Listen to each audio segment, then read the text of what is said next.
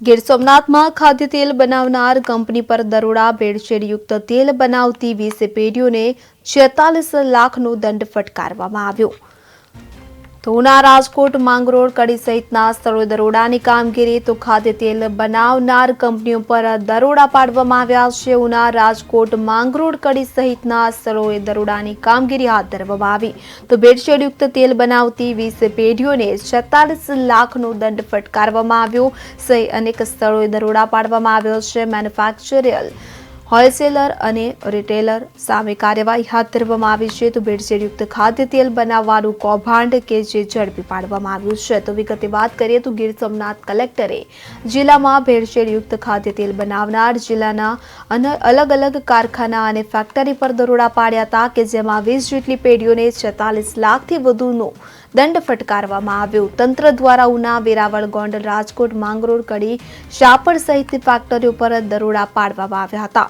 ખાદ્ય તેલના મેન્યુફેક્ચરર અને હોલસેલર અને રિટેલર સામે કાર્યવાહી હાથ ધરવામાં આવી હતી. તો ગત 10 ઓક્ટોબરે ઉનાની ભવાની એન્ટરપ્રાઇઝ પર જિલ્લા કલેક્ટરે દરોડો પાડ્યો હતો, કે જેમાં બ્રાન્ડેડ કંપનીના સ્ટીકર મારીને ભેળસેળયુક્ત ખાદ્ય તેલ બનાવવાનું કૌભાંડ કે જે ઝડપી પડાયું છે.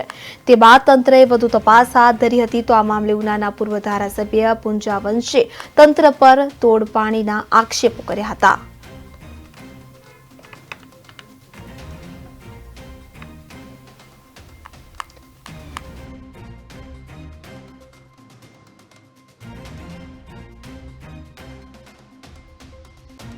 સારી બ્રાન્ડેડ વસ્તુઓ છે એવું ખોટું લેવલી નહીં રીયુઝ કરવા છે પણ કોઈ પણ લોકો એક ચીજ વાપરવા નથી પોતે કંપની ના હોય આ તો મુદ્દત એટલે રીયુઝ કરતા ને એ દવા લઈ એ દવાની એ વસ્તુ નાખે એટલે કોઈ ઉપર બધા અદાની માલા છે કોઈ કોઈ પ્લાન નો જેમ લાગે કે આ અદાની બીજમાં તો હોય લોકલ બિરાઈ બનાવેલા સારી બ્રાન્ડેડ વસ્તુઓ છે એવું ખોટું લેવલી નહીં રીયુઝ કરવા છે પણ કોઈ પણ લોકો એક ચીજ વાપરવા નથી પોતે કંપની ના હોય આ તો મુદ્દત એટલે રીયુઝ કરતા ને એ દવા લઈ એ દવાની એ વસ્તુ નાખે એટલે કોઈ ઉપર બધા અદાની માલા છે કોઈ કોઈ પ્લાન નો જેમ લાગે કે આ અદાની બીજમાં તો હોય